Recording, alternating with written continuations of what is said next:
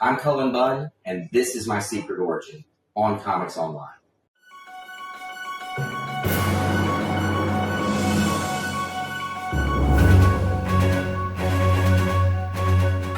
Hello again, and welcome back to Comics Online's continuing coverage of Comic-Con 2025. We're here back again after, honestly, far too long with Cullen Bunn. We first met back, 2006, 2007 at the comic store in the Loop. Wow, yeah, that's been a minute. You know, and it's not even there anymore. Cullen was, this was before you went full time. This is when you were still doing Damned. Yeah, so the first run. Yeah, that was mine. So that was years before I went full time as a writer. Yeah, because I remember visiting you at your old real job, and now your real job, Cullen, is to do all the comics for every imprint there's a Cullen Bunn for you. And I challenge you to prove me wrong because, oh my God, they're everywhere. There are a couple. But yeah, I won't tell them, but there are a couple. Are they jerks or just dumb? No, neither. It just never happened. Just slow to the Cullen Bunn. You gotta get on. They just haven't figured it out. They haven't figured it out yet. Well, so here we are at the Ignition press room. By the way, if you haven't done so, and they put on another Ignition. What do you they call it? They said virtual press room, but fans are invited to come and visit with you and all the other Ignition creators. There are so many here. How did you get involved with Ignition to begin with? So I've known the folks who created Ignition for years. Yeah. I mean, since I broke into comics, I've known many of these people. Yeah. So when they put the wheels in motion, they called me and said, "Hey, you want to get on the ground floor of this thing?" So yeah, and I was excited to do it because I people think I'm blowing smoke, but I mean I haven't been this excited about comics in a long time. And that's because of Ignition. Because of Ignition, they're so supportive. They're so interested in doing different kinds of stories and supporting creative voices, different creators, different projects. It's a very supportive company. Yeah, and they're doing a little of everything. It seems they're doing a lot of stuff, and I mean, as far as I know, they get some even bigger things planned down the road. Very cool. Well, I can't wait to see everything. It's completely brand new to me, and I'm gonna have to now order all of it just to make sure. Well, this is sort of their big debut. Yeah, that San Diego. What better place? No kidding. Yeah. Here we are at San Diego Comic-Con once again. So before we go too much farther, Cullen, we got we have patches for you. The Comics Online patch, but this is our silver anniversary. This is how long we've been doing it. Congratulations. 25 years, and to celebrate 25 years, we're doing something with our favorite creators where we ask for their secret origin. Now, you and I have probably already talked about most of this, right? But let's encapsulate this. First of all, what was the first comic that had an impact on you? Oh, I remember that one. Okay. So and I've been reading comics for a while. Yeah. But my dad had a store, or my dad had a photography studio that was in the same shopping center as a grocery store. And sometimes to get me out of his hair, I would go down. He'd send me down with 35 cents, 25 cents to buy a comic. And it was Micronauts number 7. I think 5 or 7. It has Man-Thing on the cover and a snake coming out of the water. It's trying to eat the Micronauts.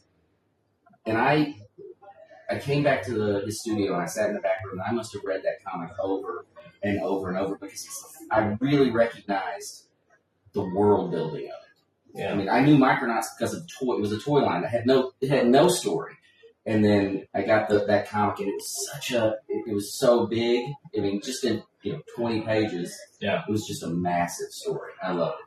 So yeah, that is probably still for all time go down as my favorite comic of all time. That's amazing. do you ever have any interest in writing some Micronaut stories? So, interestingly enough, I did write Micronauts for a little while. What? Yeah, it wasn't the same team because Micronauts moved on to another publisher. Yeah. And yeah, it was at San Diego Comic-Con. I saw a news article come up. Mm-hmm. You know, it was anyway, IDW. It said, hey, we're publishing the Micronauts comic. And I immediately walked to the IDW booth and said, I don't know if you have a writer yet, but you have a writer. and yeah, so I wrote Micronauts for a little while. I completely missed this. It was a little different because it wasn't they were definitely the toy-based Micronauts. Yeah. And so because some things were Marvel some created. things were Marvel, like Bug, and some of those characters you can't transfer. Right, and you can't use the nexus of all realities to get people in and out of the microverse. It was interesting though because it's the time that they were connecting Micronauts to Transformers to G.I. Joe. Right. So there was just this massive. We did this really ambitious, dumb but in a good way dumb crossover where the Micronauts are fighting Rom and Snake Eyes inside Optimus Prime as he's driving down. This has already happened? It's years ago. Years ago. All right, now I have to go back and find this. That sounds glorious. Anyhow, so your new book. Wait. Before we get there, we have to go through the other stuff. So, Secret Origins and all. What was your first big break into comics? So I've done a couple of real short stories, like a one-page story and some 5-page stories for some British, indie magazines. But my real break was a book called The Damned. Yeah. and that came about because Brian Hurt, the artist on The Damned, a good friend of mine and someone I've collaborated with many times, we worked at a comic shop together. And we started talking about doing books together. And it still took 10 years. 10 years later, The Damned came out. So that was my first professional comic. That's amazing. We love The Damned. Obviously, we love The Six Gun. It still hurts me every time I realize that show never picked up. Yeah. Knock on wood, never say never. Oh yeah, never say never. I feel like it'll happen eventually. It's such a great story. Those wheels have turned, always turned. So something will happen. Yeah, for sure. And then the third thing is brings us to where we are today. What are you working on today? Now, fans can always subscribe to your newsletter, and there are so many people who are like, "Oh, newsletter." Cullen's newsletter is particularly retro newsletter, and it gives just all the information, tells you a little bit about your life, a little bit what's going on. Maybe too much. But it's like, now I understand where Cullen's at because it's like one of the very few that I actually read.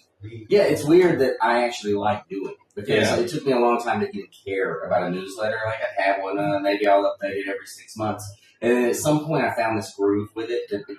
And admittedly, sometimes I've had people at conventions come up. I read your newsletter this week. Are you okay? Yes, I'm fine. This newsletter is sometimes I just need to vent, and that newsletter lets me do that. But there's something about it. I get weird if I don't get one out in a week. I start feeling very off, like I've done something wrong. Sure. Yeah. It's like it's a baby. It's part of your life. Yeah, it really is.